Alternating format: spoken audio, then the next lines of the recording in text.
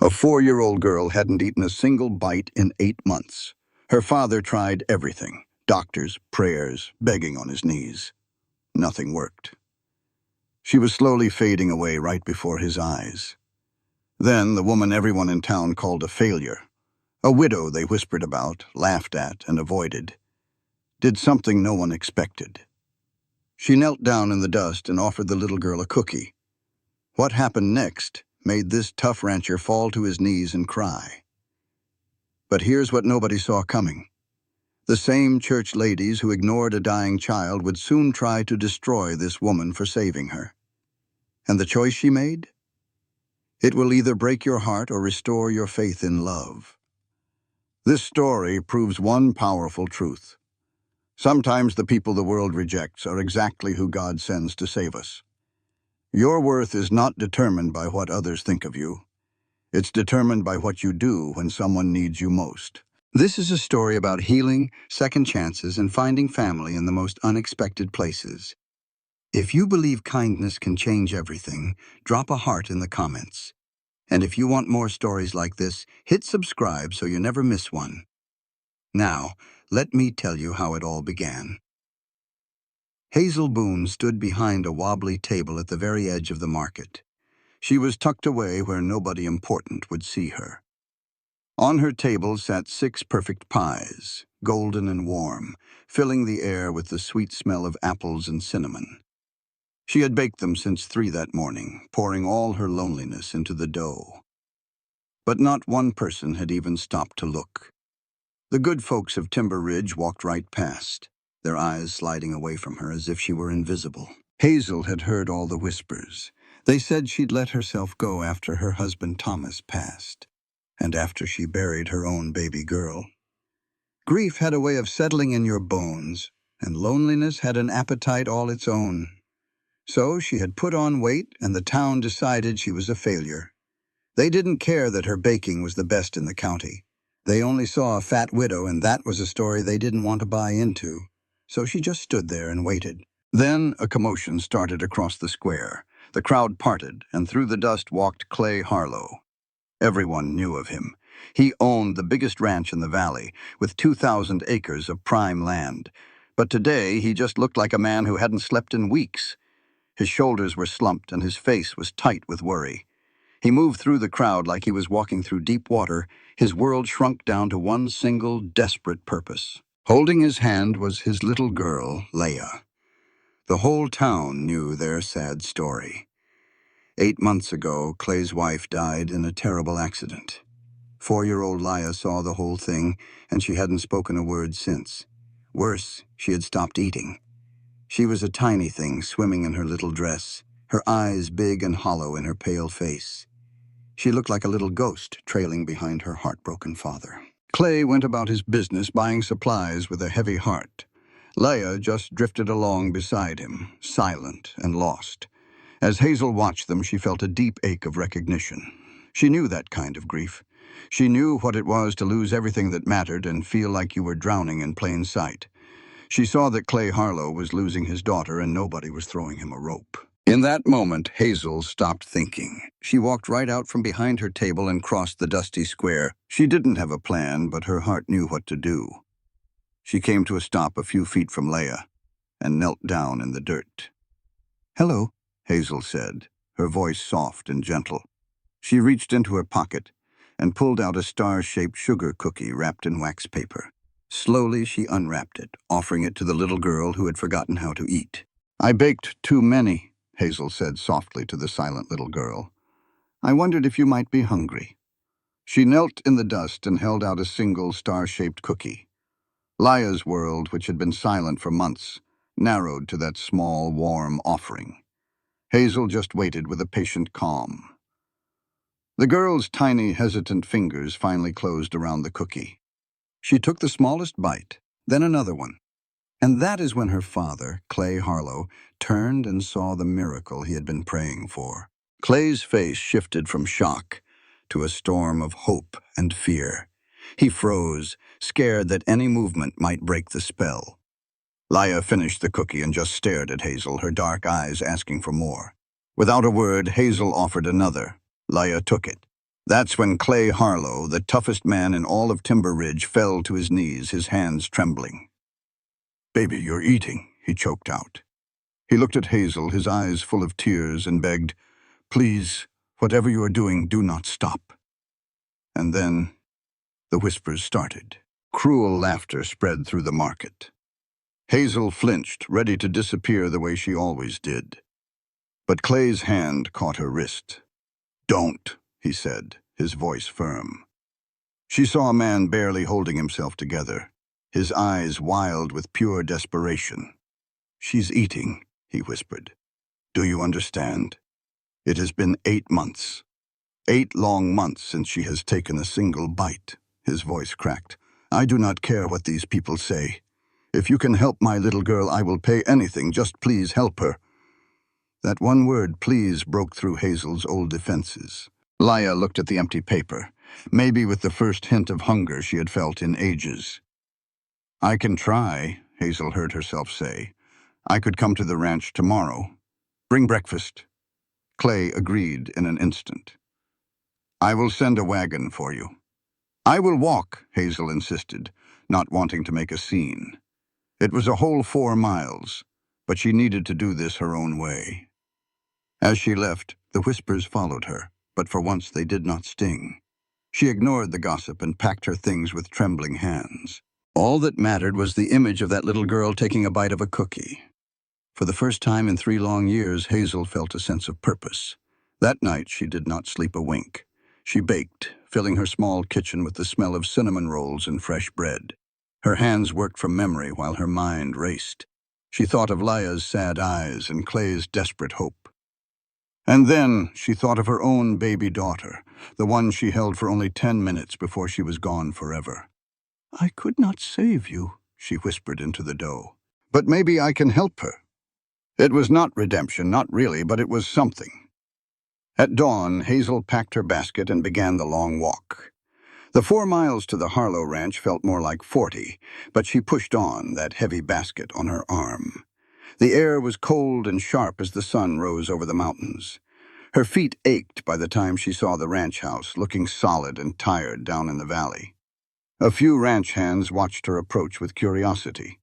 Before she could even reach the porch, the front door swung right open. Clay stood there. Laya was standing right beside him. Clay looked like he had not slept at all, his gaze locked on her basket. "You came," he said, his voice full of raw relief. "I said I would," Hazel answered as she stepped inside.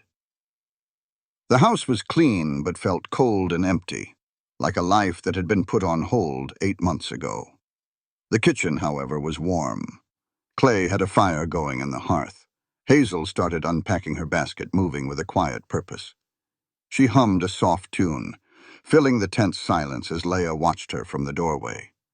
Clay just hovered nearby, wanting to help but not knowing how. Clay just moved back to a chair, staying out of the way. Once things were set, Hazel took a seat. She fixed a plate with a biscuit and some eggs, then started to eat, nice and slow. She wasn't putting on a show for the child. She just ate like it was the most ordinary thing. Leah crept in closer, her little hands gripping a chair back. Her eyes followed every single move Hazel made. After a bit, Hazel slid a basket of cinnamon rolls toward the center of the table. She still did not say a word. The girl's hand darted out and snatched a roll, clutching it like a treasure. Clay made a choked sound. Leah took a bite, then another. She ate the whole thing standing up, but she ate. When it was gone, she looked at the basket with something like hope. Hazel nudged it closer. Leah took a second one. This time she sat down. That's how it started. No pleading, just a quiet room, some food, and a child remembering what it felt like to be hungry. Before Hazel left, Leah had eaten 2 cinnamon rolls and part of a biscuit. It was not much, but it was a whole world of difference. Clay walked her to the door, his face a mix of thanks and fear. "Tomorrow?" he asked, his voice rough. Hazel just nodded. "I'll pay you whatever you need," he said. "No," the word was sharp. She softened her voice. "This is not about money."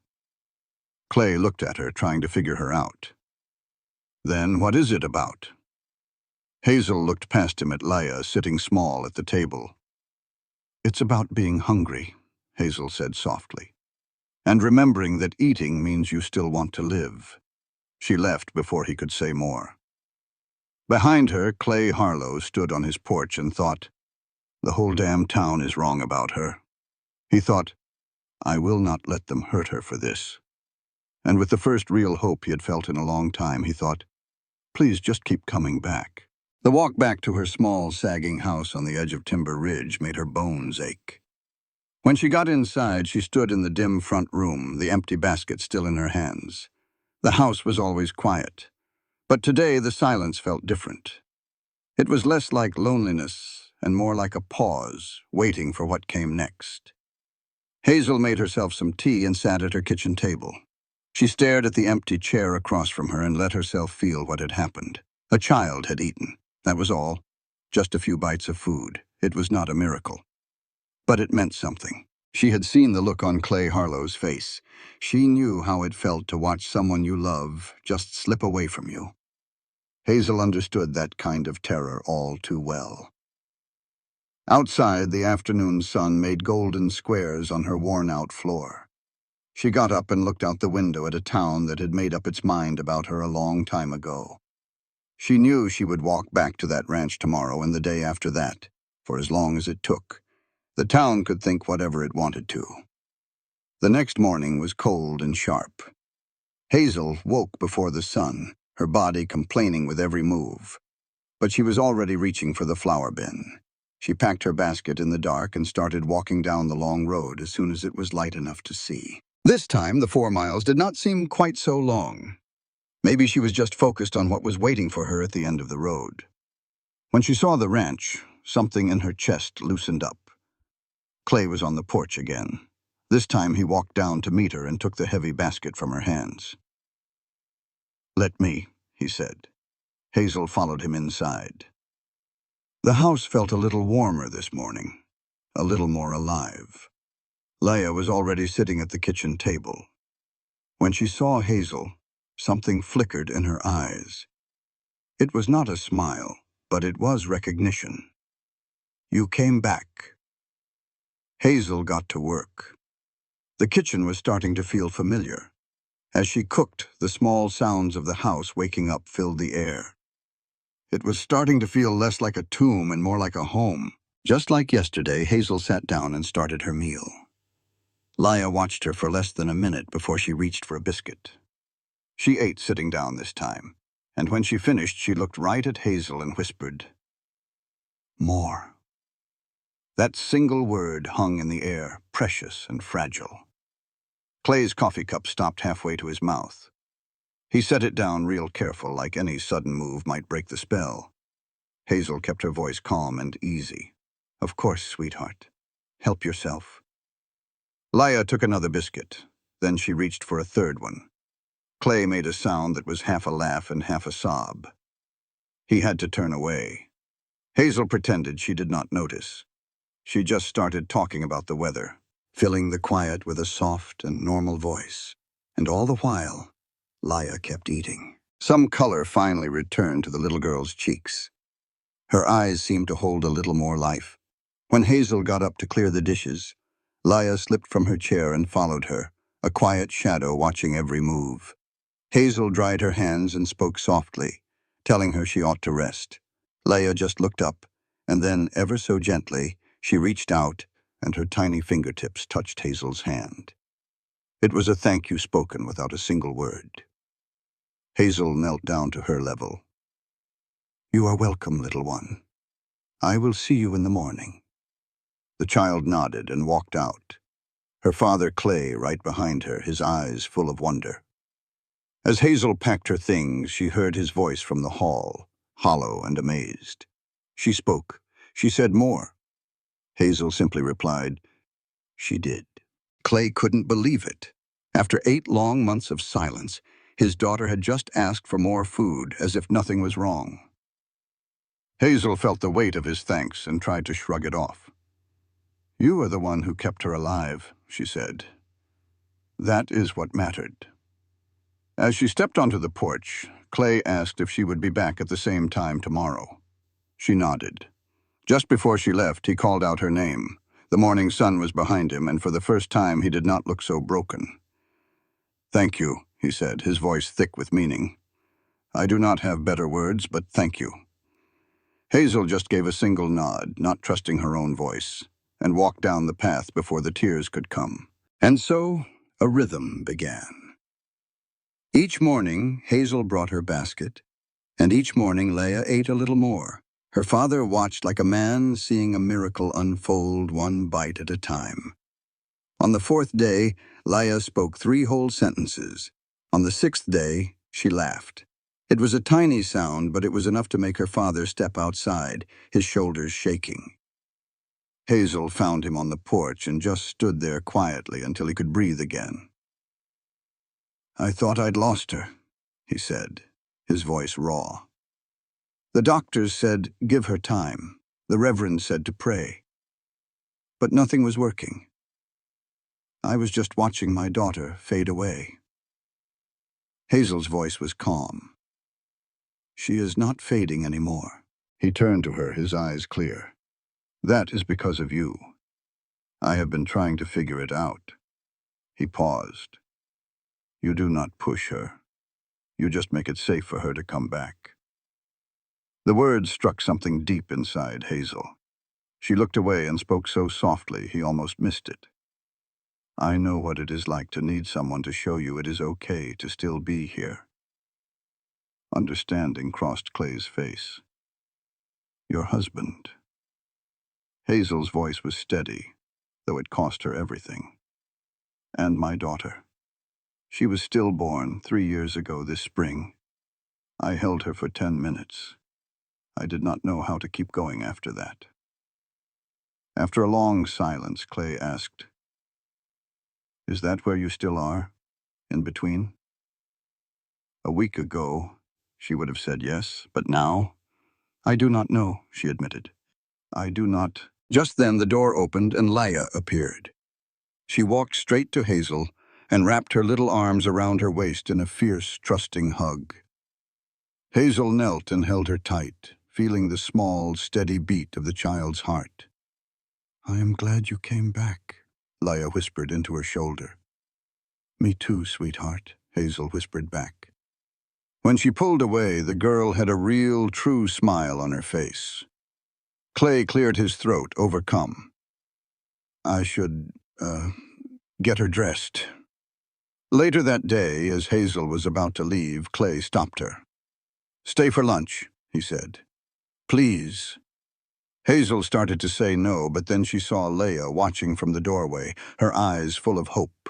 Lunch would be nice, she heard herself say. So the 3 of them made lunch together. It was simple food, but it felt like so much more.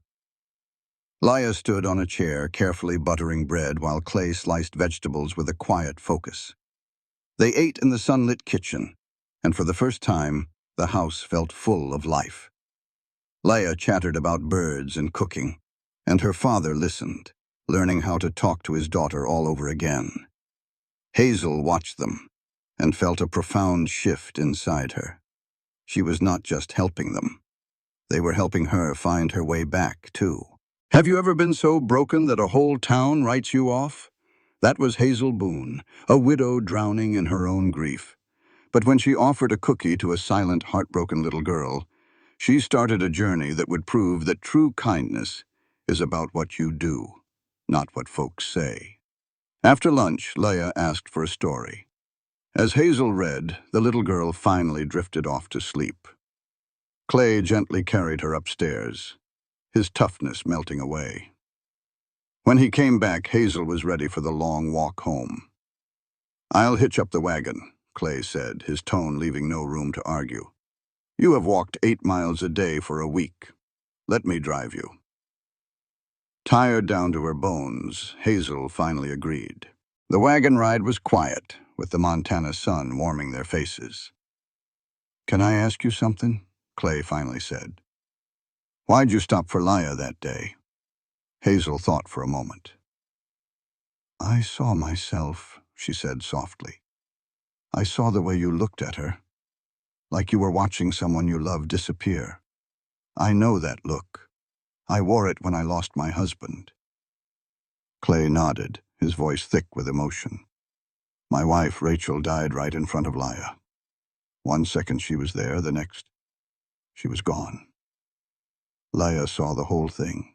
And I think a part of my little girl died that day, too, Clay continued, his hands tight on the reins. The part that believed the world was safe. I have been trying and failing to bring her back ever since. As they neared town, Hazel grew worried. People are going to talk, Clay. Having me around won't do you any favors. I am a cautionary tale in this town. Clay pulled the wagon to a hard stop. Listen to me, he said, his voice like iron. I don't give a damn what this town thinks.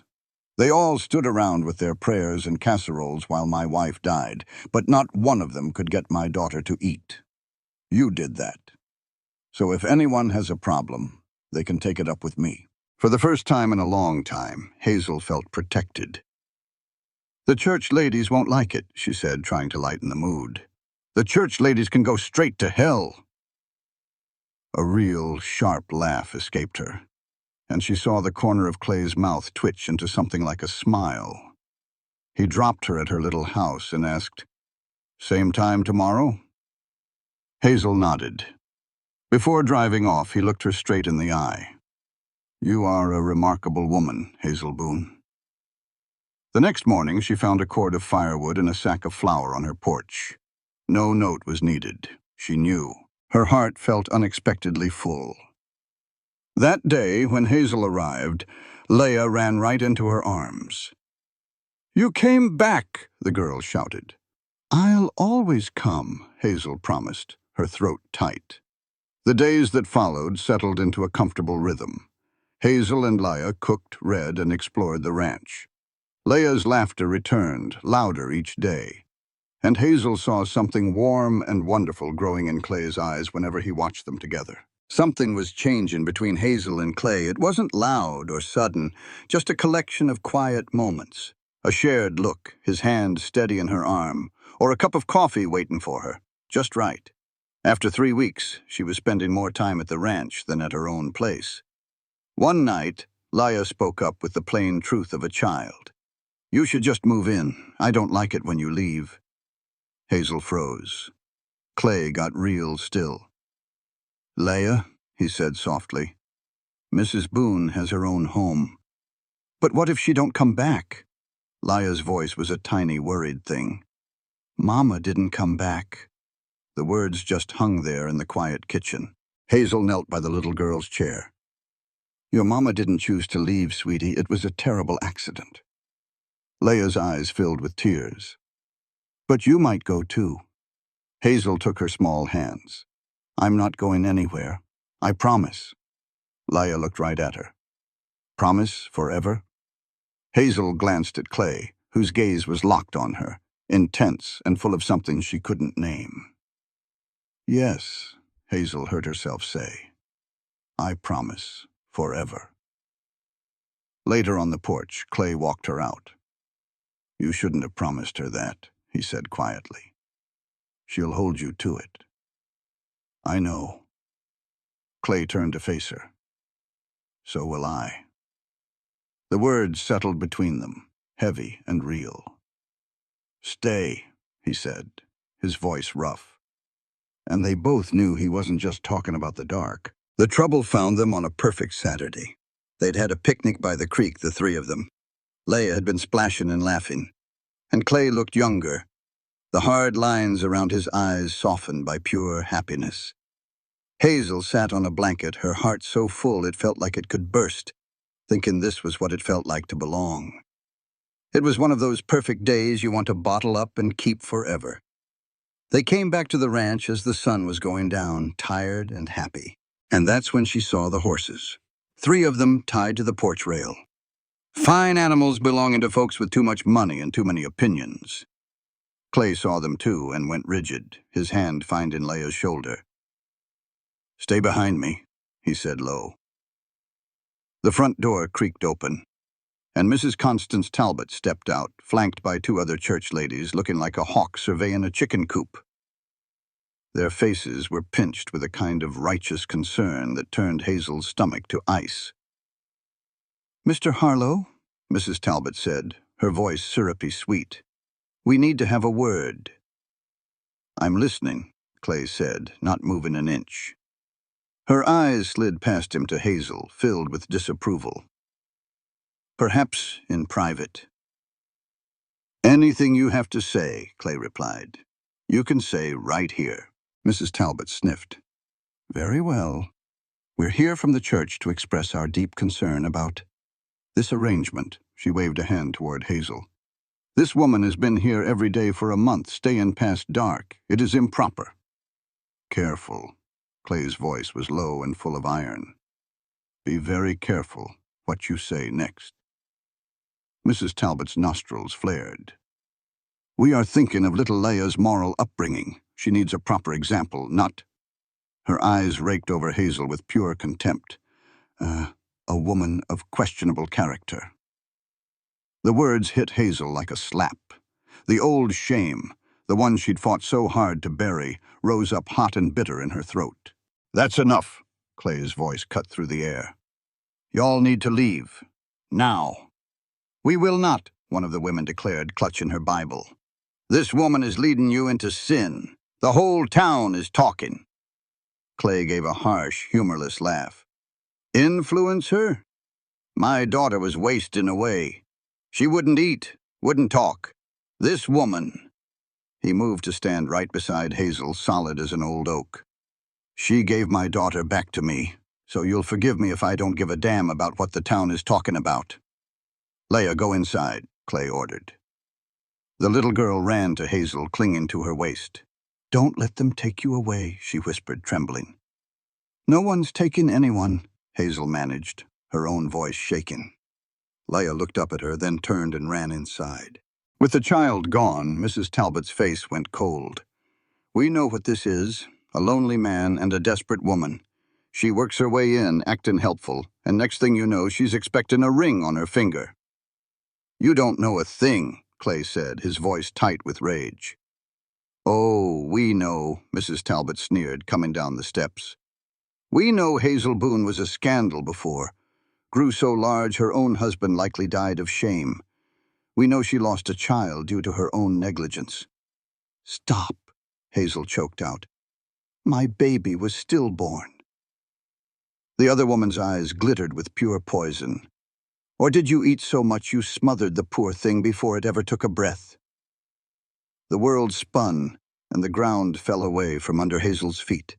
It was a cruel lie, a horror she'd never even imagined, and it cracked her wide open. One afternoon, 3 of the town's most pious women showed up, their faces tight with disapproval. "Mr. Harlow," one of them began, "we are here because we are concerned about this woman's influence." Clay's face went hard as stone. "Get off my property," he growled. "She brought my daughter back from the dead," he roared, his voice thundering across the valley. "She did what none of your prayers or your pity could do." "The decent people of this town will not accept this," one woman threatened. Clay's voice dropped to a dead, cold calm. "The decent people of this town watched my wife bleed to death in the dirt. You were there," he said, pointing a finger. "You all stood around praying instead of getting help." The color drained from their faces. "Now, you are going to ride back to town," Clay ordered, "and you are going to tell everyone that Hazel Boone is under my protection. Are we clear?" Defeated, they scrambled onto their horses. As the last one turned to leave, she looked at Hazel with pure venom. "You think you have won," she sneered. But Hazel knew the truth. It was never about winning. It was about healing. The woman's voice was like poison.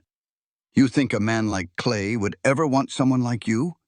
He's just using you for your weakness." The cruel words landed like punches, waking up all of Hazel's old fears. Just then, Clay stepped between them, blocking the woman from Hazel's sight. His voice was quiet, but it was terrifying. "If you ever speak to her that way again," he said, "I will make it my personal mission to destroy everything you care about. Your reputation, your husband's business, all of it. I will burn it all to the ground. Do you understand me?" The woman's face went pale, and she rode away as fast as she could. The valley fell silent. Hazel was trembling. Clay turned to her, the fury in his eyes softening to concern. "Hazel," he said gently, "look at me." She couldn't meet his eyes, terrified of the pity she might find there.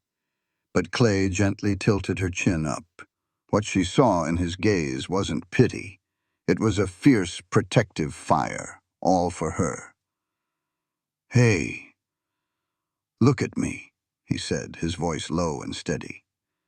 "Don't you dare let their poison take root in your head." Hazel's voice was just a whisper. "But they weren't wrong, Clay. I did let myself go. And our baby," he cut in, his hands gripping her shoulders. "That had nothing to do with you. You hear me? It was a terrible, unfair thing, and it was not your fault." He gave her a small, firm shake. "You saved my little girl. You brought this whole ranch back to life. Those folks are cruel, small-minded, and they are dead wrong. Everything they made you believe about yourself is a damned lie," he growled, pulling her in tight. And just like that, the walls she had built for 3 long years came crashing down. She buried her face in his solid chest and finally let herself break. He just held her, a warm and safe harbor in the storm. "I'm sorry," she mumbled against his shirt. "Don't you ever apologize for this," he said. After a long while, she pulled back, her face a mess of tears. "They'll be back," she said, her voice shaky. "They won't let this go." "Let them come," he said, his thumb gently wiping a tear from her cheek. "Their opinions ain't worth a damn next to what's important. And you matter," he finished quietly. "To Leia, to this ranch, to me." The words hung in the air between them. "I should go," Hazel whispered. "This will just make everything worse." "Then let it get worse," Clay said, his voice hard as iron. "I am done caring what they think. Maybe we ought to just leave. Sell this place and start over somewhere new." The idea seemed to surprise him as much as it did her. "Leave? Why not? Go someplace where nobody knows our story." But Hazel shook her head, pulling back. "No, Clay, this is your home. You poured your blood and sweat into this land. I won't be the reason you run from it." "You're not a reason to run," he said, his voice thick with emotion. "Hazel, you're everything. You don't mean that," she stammered, shaking her head. "You're just grateful I helped Leia." "This is not gratitude," he said, closing the distance between them and cupping her face in his hands. "It has not been for a long, long time." His gaze was unwavering. "I am falling in love with you, Hazel. I know it sounds crazy. I know it is too soon. But when I look at you, I feel like I am home." She could not breathe. "You can't," she choked out. "Just look at me. I'm plain and I'm broken, and everybody knows it." "My wife was beautiful," Clay said, his voice flat and blunt. "And she is gone. You are here. And you are not broken. You are the strongest woman I have ever known. You taught my daughter how to smile again," he continued, his voice softening.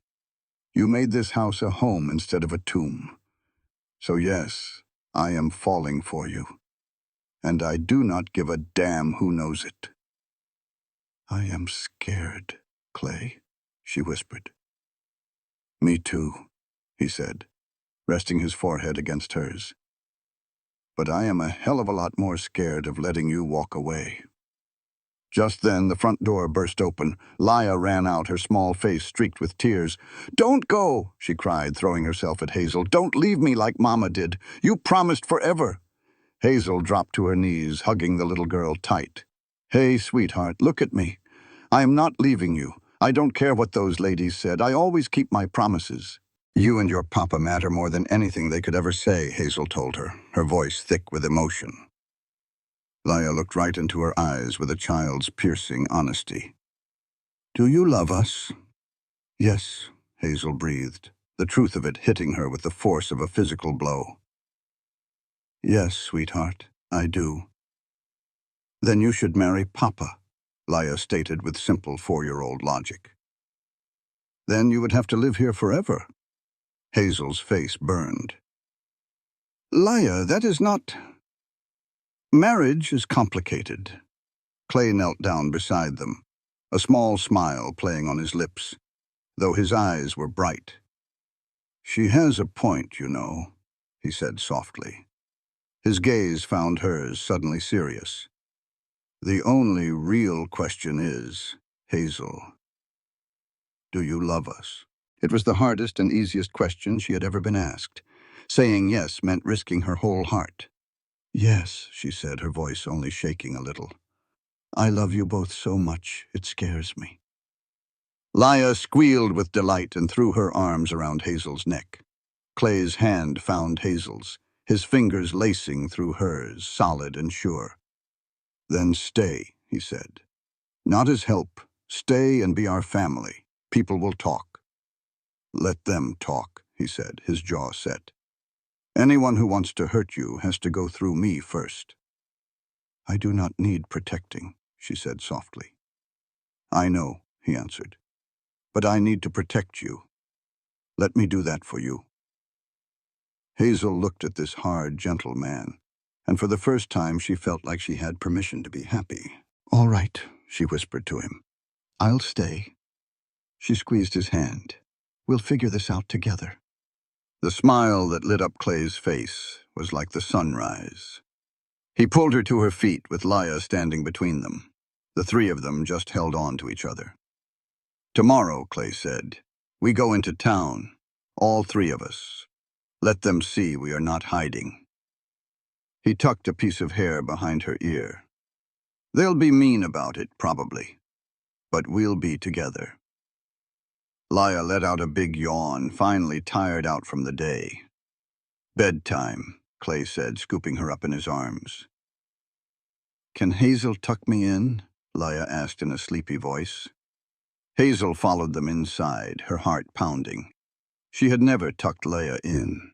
It felt like she was crossing into a new part of her life.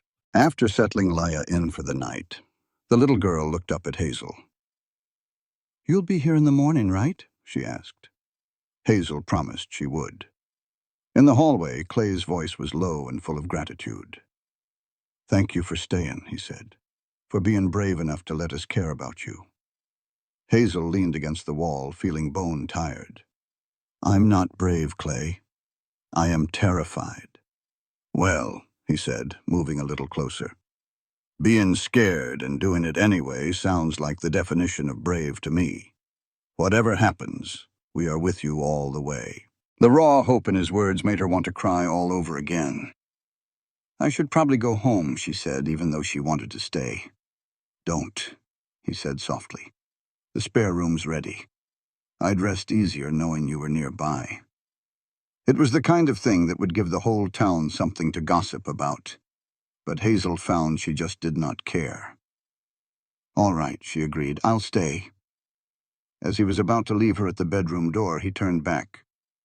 Hazel, he started, I meant every word. I am falling in love with you. And before she could find her breath to answer, he was gone. She laid down on the bed, too worn out to change, her mind spinning.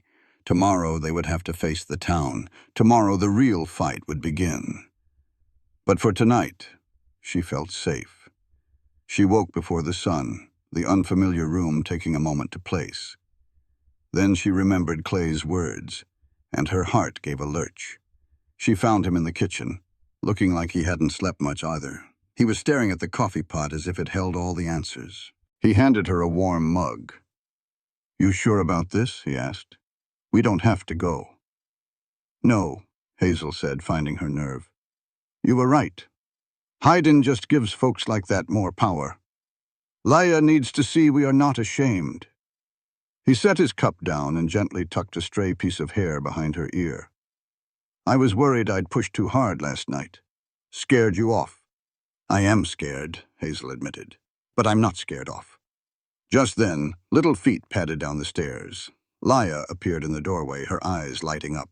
You stayed, she breathed, running straight into Hazel's open arms. Over the little girl's head, Hazel met Clay's gaze, and for a moment the three of them felt like a real family. But later, standing before the mirror, Hazel's courage faltered. She saw the same plain woman the town had already dismissed. What was she thinking? That one day would change anything. Then she saw Clay standing in the doorway, watching her. "They're going to tear me apart out there," she whispered. He walked right over and took her hand. "You look like someone worth fighting for," he said, his voice firm. "And I am a damn good fighter." The wagon ride into Timber Ridge was quiet. When the bustling market came into view, Clay stopped the horses. "Last chance," he offered. Hazel just shook her head. He helped her down from the wagon, then lifted Leah to the ground. The little girl immediately took both their hands, linking them together. And just like that, the three of them stood as one, ready for the storm. The moment they stepped into the town square, a silence fell over the market. Every conversation stopped cold, and all eyes turned to them. Women pulled their children closer, guarding them from some unspoken shame. Men just stared, their faces a mix of curiosity and hard disapproval. Mrs. Talbot, holding court by the vegetable stands, froze with a look of pure fury. Clay spoke low. "Keep your head high." The whispers began before they'd gone 20 feet. "Shameless. Can you believe the nerve? That poor little girl. Folks said she spent the night at his ranch. A disgrace." Leah's small hand found Hazel's, the little girl sensing the tension even if she couldn't understand the words. Hazel wanted to shield her, but Clay marched on with a steady purpose, leaving her no choice but to follow him into the dry goods store. Every head inside snapped toward them. The owner, Mr. Simmons, a man who always sided with the loudest voice, looked terrified, trying to figure out which customer was more valuable. "Harlow," he said, his voice weak. "What can I get for you?" Clay listed off his needs like he owned the store. "Flour, sugar, coffee, and salt. And get whatever Mrs. Boone needs for her baking." The room went dead quiet. Two women in the back exchanged shocked glances. "Mrs. Boone?" Mr. Simmons repeated, as if the name were foreign. "That's right." Clay's tone was sharp as a razor. "She'll be baking at the ranch. Put whatever she needs on my account." Hazel started to object, to say she could pay her own way, but the look in Clay's eyes stopped her. This wasn't about money. He was drawing a line in the sand for the whole town to see, telling them she was under his protection. "I'll need yeast," Hazel said, her own voice surprisingly strong. "And good butter." Mr. Simmons scrambled to fill the order. As he worked, Leah wandered toward the candy jars, and a woman from the back of the store, Eleanor Hutchkins, made a disgusted sound. "Some people have no shame at all," she said, just loud enough for everyone to hear. "Parading in here like she belongs." Clay went perfectly still. Hazel tried to stop him, but he gently pushed her hand away and faced Mrs. Hutchkins. His quiet fury was more frightening than any shout. "Say that again," he invited. Mrs. Hutchkins reddened but held her ground. "I said she has no shame, coming into a place for decent people given her reputation." "What reputation is that?" Clay's voice was dangerously low. "The one where she saved my daughter's life? Or the one where she's a better soul than anyone in this town?" "Mr. Harlow, please," Mr. Simmons begged. "There's no need for all this." "There's every need," Clay shot back, his eyes locked on Mrs. Hutchkins. "This town has decided to treat a good woman like dirt. I'm here to say that ends now." "Your wife must be spinning in her grave," Mrs. Hutchkins hissed. "Seeing you with that—" She never finished. Clay crossed the room in 2 quick strides. He didn't touch her, but he stood so close she shrank back against the shelves. "Do not," he said, each word like a chip of ice. "Speak Rachel's name. You weren't her friend. You didn't help when she was sick. You don't get to use her memory now. I'm just saying what everyone is thinking. Then everyone can mind their own business." He stepped back, his chest heaving. "Hazel Boone is worth 10 of you. And if I have to prove that every single day, I will." The store was silent enough to hear a pin drop. Leah had stopped looking at the candy and was just watching. her small face serious. Mr. Simmons finally broke the quiet. "Your supplies are ready, Mr. Harlow. I'll have them loaded." "You do that." Clay took Hazel's arm, his grip firm and steady, and led her to the door. "Come on, Leia. We're done." They walked back into the sunlight where a crowd had gathered, having heard everything. Mrs. Talbot stood right in the middle of them, a cruel smile on her face. "Making a scene, Mr. Harlow?" she called out. "What a fine example for your little girl." Clay ignored her and was about to lift Leia into the wagon when another voice spoke up. "Wait!" It was Reverend Talbot, a kind-eyed man who was nothing like his wife. He looked at Clay and Hazel with sympathy. "Mr. Harlow, could we speak privately?" "Anything you need to say, you can say right here in front of Mrs. Boone." The Reverend nodded. "Very well. Folks are concerned, Clay, about appearances and about the moral example for young Leia." "Let me guess," Clay said, his voice flat. "Your wife is concerned."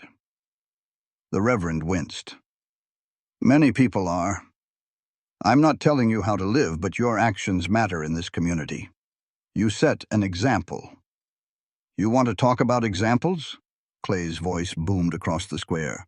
"Let me tell you about examples. After my wife died, my daughter was wasting away. She stopped eating, stopped talking. And what did this community do? They brought casseroles and offered prayers while my little girl was fading. We did all we could." "You did nothing!" Clay's words hit like a physical blow. "Nothing that mattered. But this woman." He pulled Hazel forward gently. "The one you're all so quick to judge, she gave me my daughter back. In 1 week she did what 8 months of your prayers couldn't. So you'll forgive me if I don't care about your appearances." The Reverend looked pained. "No one is questioning her kindness. But there are proper ways to show gratitude. Ways that don't cause a scandal. Our reputations would be just fine if folks in this town learned to mind their own business," Clay said. "Papa?" Leia's small voice cut through the argument.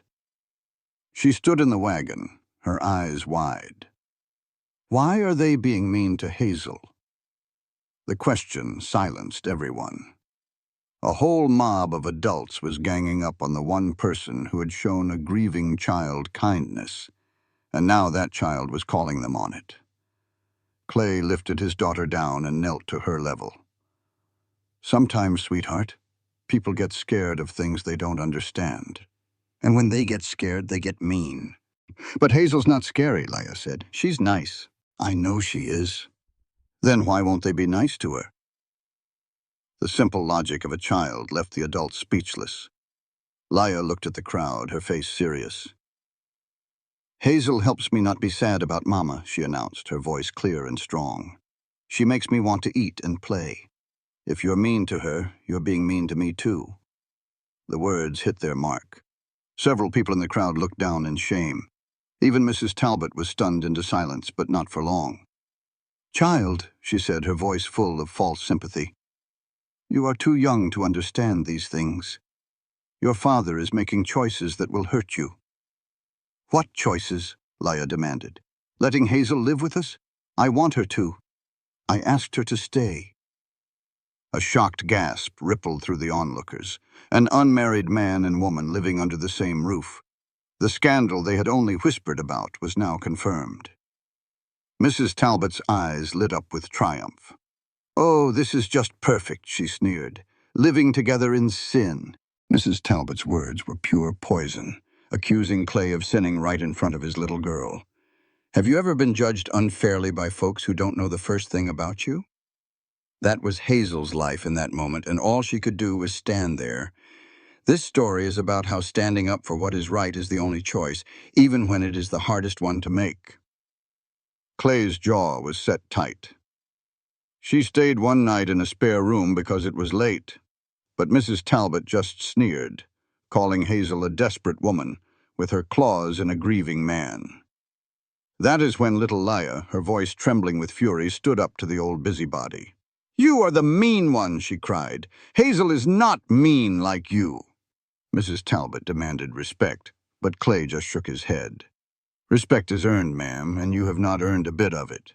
But as Clay scooped Leia into his arms, a cold dread washed over Hazel. She knew this was just the beginning. The whispers and judgments would follow them, poisoning Clay's business and Leia's childhood. It was a price too high for them to pay. "Clay," she said, her voice barely a whisper, "put Leia in the wagon." He saw the decision in her eyes before she even spoke. "Do not you dare," he warned, but she had to. "I cannot be the reason your lives are ruined. I care too much about you and that little girl to let that happen." Clay would not hear it. "We will figure this out," he pleaded, his voice cracking. "How, Clay?" Hazel asked, tears finally falling. "They will never accept us, and I cannot watch Leia suffer for it." He grabbed her shoulders, desperate now. "She will suffer more if you leave. You will break her heart." Hazel gently pushed his hands away. "Better a broken heart than a broken life. I know what it is like to be hated in your own town, and I will not put her through that. I have to go." She turned and walked away, each step a fresh agony. Leia started crying her name, a sound that ripped right through Hazel's soul. "Papa, make her come back!" Clay caught her arm one last time at the edge of the road. "You promised her forever," he said, his voice raw with pain. "Forever with me means she suffers," Hazel cried, pulling her arm free. "Go back to her. She needs a life I cannot give her." She forced herself to keep walking, not looking back as the little girl's pleas faded behind her. Her house felt like a tomb, cold and empty. She collapsed at the kitchen table, the silence screaming louder than the town square ever did. The grief was a physical weight, crushing her. She had spent 3 years believing that being alone was safe, but now she knew it was just a different kind of prison. Just as she resigned herself to this empty life, a hard knock rattled the front door. She froze. It was Clay, and he had a sleeping Leia cradled in his arms. His face was set like stone, but his eyes were blazing with a fire she had not seen before. "I made a mistake," Clay said, his voice low and steady. "I let you walk away. I let them win. Well, no more." He stepped inside, bringing warmth back into the cold room. "The lesson Leia needs to learn is that we do not run from bullies. We stand up to them together. You, me, and her. We are a family, Hazel, and we are going to fight for it." He held out his free hand. Taking it, Hazel felt a strength she thought was gone forever. They walked back to the town square, hand in hand. Mrs. Talbot saw them coming and opened her mouth. But this time the town was silent. They saw a father fighting for his family, not a scandal. Mrs. Talbot stood alone, her poison finally useless. Clay, Hazel, and Leia walked right past her, their heads held high, finally home. The house was dead quiet. After a lifetime of being told what to do, Hazel had finally made her own choice, and it left her feeling hollowed out. A hard knock rattled the front door, and Clay's voice tore through the silence. "Hazel, open this door right now." She knew she should stay put, but her feet carried her to the door anyway. He looked like he'd been through a storm, his eyes blazing with a fury that pushed her back a step. His first words weren't a greeting. They were a demand. "Where is my daughter?" "With the Barretts," she managed. "They owed me," he said, storming past her. "Do you have any idea what you did to her today?" Hazel hugged herself tight. "I know, but it had to be done." "Had to be done?" He spun around, his voice cracking. "She cried for 4 hours straight, wouldn't eat. She just kept asking when you were coming back." The words hit her like stones. "I had to watch her shut down all over again, and there wasn't a thing I could do." Hazel fought back tears. "She will get better. She'll adjust." "Will she?" Clay closed the distance between them. "The last time someone she loved just vanished. It took 8 months to get her back. You want to be the one who abandons her next?" "I am not abandoning her. I'm protecting her." "From what, a little gossip?" He let out a harsh laugh. All you did today was prove to a little girl that everyone leaves, that she can't trust anyone to stay." "That's not fair," she whispered. "None of this is fair. It's not fair that my wife died and my daughter had to see it. And it sure isn't fair that the one person who finally helped her is now running scared from a bunch of small-minded fools. I can't fight them, Clay. That is a lie." He grabbed her shoulders, his gaze locking with hers. "You are the strongest woman I've ever met. You survived losing everything and you saved my daughter. Don't you dare tell me you're not strong enough." His grip softened just a bit. "Laya needs you. Not later. Right now. She needs you to prove that some people are worth fighting for." Tears finally spilled down her cheeks. "What if I stay, and the town makes her life a living hell?" He looked her square in the eye. "What if you leave, and she grows up broken, because you taught her that love always runs away?"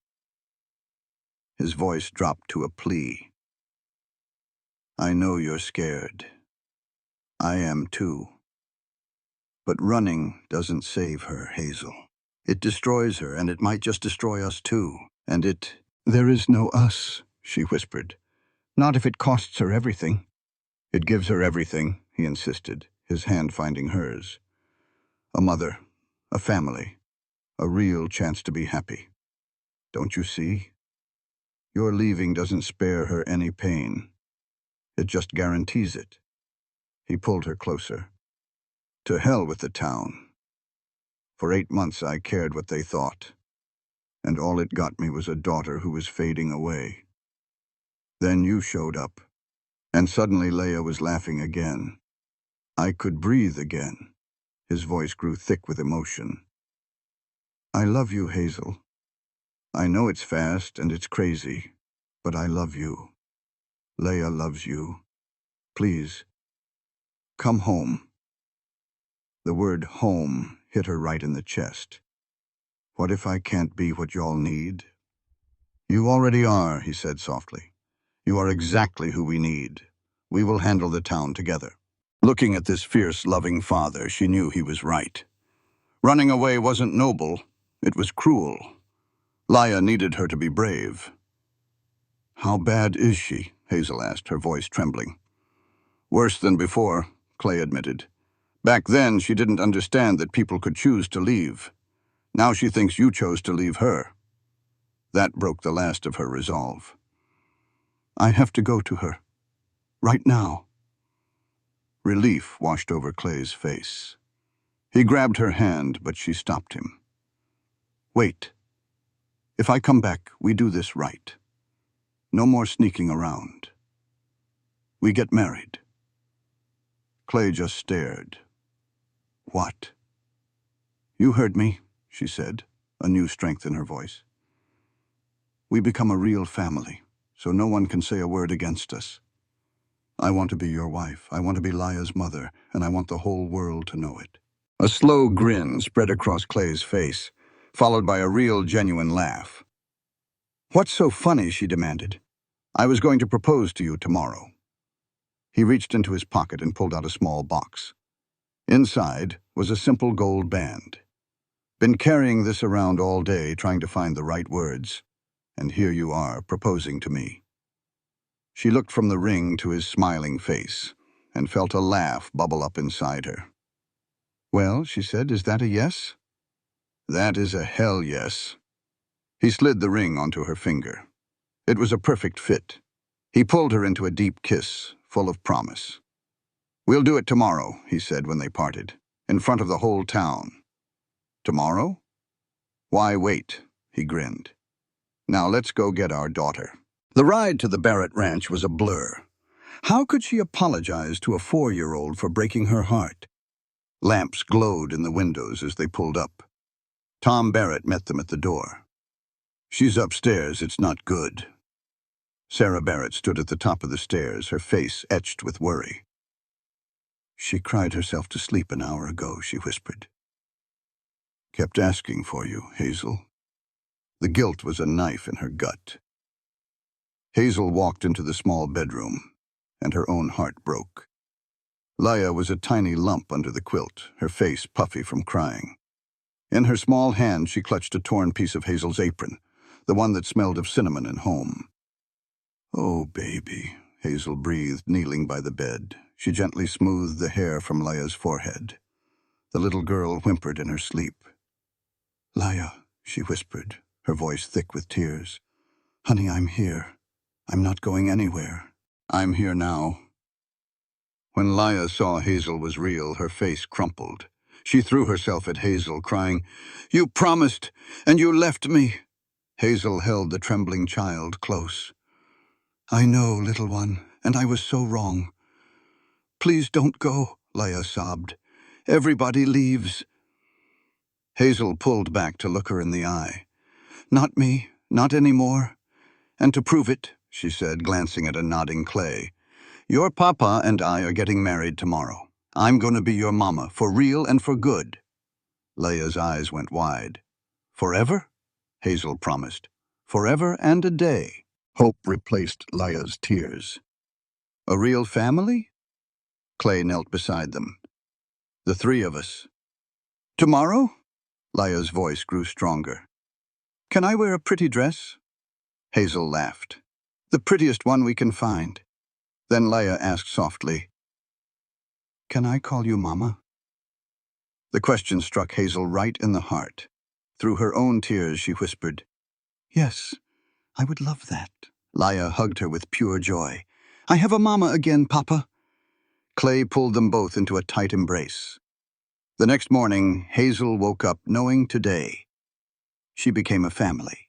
A soft knock came at the door. "Mama, are you awake?" That word still made Hazel's heart jump. Leah burst in, a happy storm of tangled hair. "Papa says we gotta go to town and you have to braid my hair 'cause he's no good at it, and can we have pancakes?" The sound was music. Before breakfast, Hazel pulled the girl onto her lap. "Listen, sweetheart. Yesterday I was wrong to run away. I thought I was protecting you, but I just hurt you. From now on, I promise I will never run again. I will stay and fight for you no matter what anyone says. Okay?" Leah nodded seriously. "Okay, I'll help fight." Hazel laughed. "Deal. Now, let's go make some pancakes." The morning was a happy mess of pancakes and dresses. Clay had already sent word to Reverend Talbot. This wedding was happening today, one way or another. By noon, they were ready. Leah wore a blue dress, Clay his Sunday best, and Hazel a simple green one. She pinned up her hair and looked in the mirror, pushing away thoughts of the town's ugly rumors. Clay loved her. Leah loved her. That was all that mattered. The ride into Timber Ridge was quiet. Hazel's stomach tightened as she saw folks out and about. Clay must have sensed it because he reached over and took her hand, giving it a firm squeeze. "We're in this together," he said. They found Reverend Talbot on the church steps, looking worried. "I received your message," he began, then sighed. "Are you certain this isn't just obligation?" He glanced at Leah. "It's love," Clay said, his voice firm. "Will you marry us?" The Reverend studied them, then nodded. "All right, but we do this properly. At 2 o'clock in the church with the community as witness."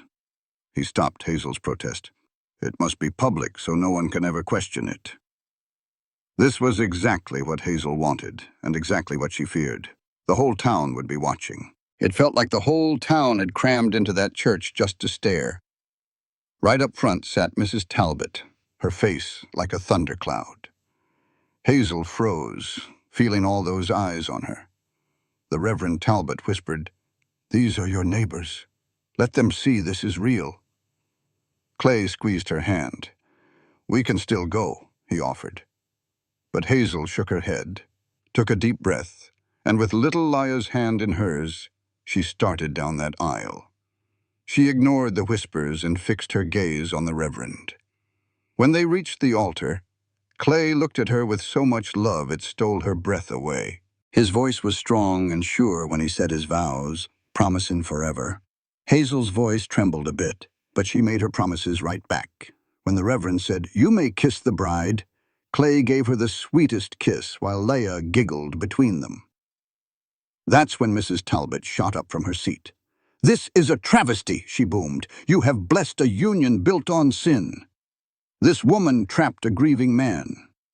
The church fell silent. Before Clay could say a word, Reverend Talbot raised a calming hand. "Ma'am, I have listened to the town gossip, but I've also watched this family. I have seen love conquer grief," the Reverend continued. "This is not a travesty. This is grace." Mrs. Talbot just pointed at Hazel. "She is not appropriate." The Reverend's voice was firm.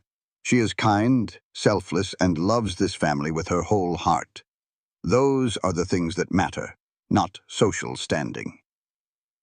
Clay pulled Hazel and Leah close, his voice low but steady. "This won't fall apart, because we chose this. We are a family." He then faced the crowd. "When my daughter was fading, this woman saved her. When I was lost in sorrow, she gave me hope. So yes, I married her, and I thank God for it every day." Little Leah then tugged on his sleeve. "Papa, can I say something?" Clay lifted her up for all to see. The little girl looked at the crowd. "Y'all were mean to my mama," she said plainly, making a few folks look down at their shoes. "But she's my real mama forever now. If you're mean to her, you're mean to me." A child's simple truth hit harder than any argument. You could see the shame on some faces. Mrs. Talbot, though, grabbed her things and stormed out, a few ladies following her. The Reverend watched them go. "Anyone else?" he asked. No one moved. "Good. Then let me introduce you to Mr. and Mrs. Clayton Harlow and their daughter Leah." A few people started clapping and then a few more. It was enough. Outside, some folks came up to wish them well. Tom Barrett shook Clay's hand. "You made the right choice, son." His wife Sarah gave Hazel a warm hug. "Welcome to the family." It wasn't everyone, but it was more than Hazel ever expected. It was a start. That night, back at the ranch, the three of them had a simple supper. As Hazel looked at the man who had fought for her, she felt a sense of peace settle deep in her soul. "Thank you," she whispered. "Always," Clay promised, kissing her softly. "Always and forever." The months that followed weren't always easy. Some folks in town stayed cold, but slowly things got better. Hazel's pies started selling again, and Leah made new friends. The ranch began to flourish. Then one spring morning, about a year later, Hazel woke up feeling mighty peculiar. After breakfast, she was quietly sick out behind the barn. Clay found her there, his face full of worry. Hazel looked at the wonderful life they had built together and couldn't help but smile. "I'm pregnant," she said. The pure joy on his face was a sight to see. He spun her round, laughing through happy tears. "Mama's having a baby," Leah shouted from the doorway, her eyes wide with excitement. They all hugged right there in the yard as the sun climbed into the sky. That Sunday in church, Clay stood up during announcements. "We're expecting a baby," he said, his voice ringing with pride. "Come winter, Leah's going to be a big sister." The church buzzed with happy congratulations. Even Mrs. Talbot gave a stiff little nod. Later that night, as they planned for the new baby, Clay asked, "Are you scared?" Hazel nodded, thinking of the daughter she'd lost. "This time will be different," Clay said, taking her hand. "This time you're not alone. I promise." That winter took its sweet time settling in. The mountains went white, but the valley held on to its green. As Hazel's belly grew round, little Leah spent hours talking to her coming sibling, promising they would be the best of friends. On a clear, cold December morning, a healthy baby boy arrived, howling for all he was worth. Clay just stared at his son with pure wonder and whispered, "He is perfect." They named him Thomas, a nod to a love that was gone but never forgotten. When Leah met her brother, she gently touched his hand and promised to protect him always, just like her mama had protected her. That night, Clay wrapped his arms around Hazel as they looked out at the snow. He asked, "Are you happy?" She leaned back into the life they had built together and answered, "Yes, I am." Underneath a sky full of stars, the house that once felt so empty was now truly a home. In the morning, all four of them would wake up and live the life they fought so hard for. It just goes to show you, sometimes love does win. Sometimes broken people can find each other and make something whole again. A grieving rancher, a quiet little girl, and a strong widow could become a family no matter what the world threw at them. And sometimes, against all the odds, you get to keep your promises for good.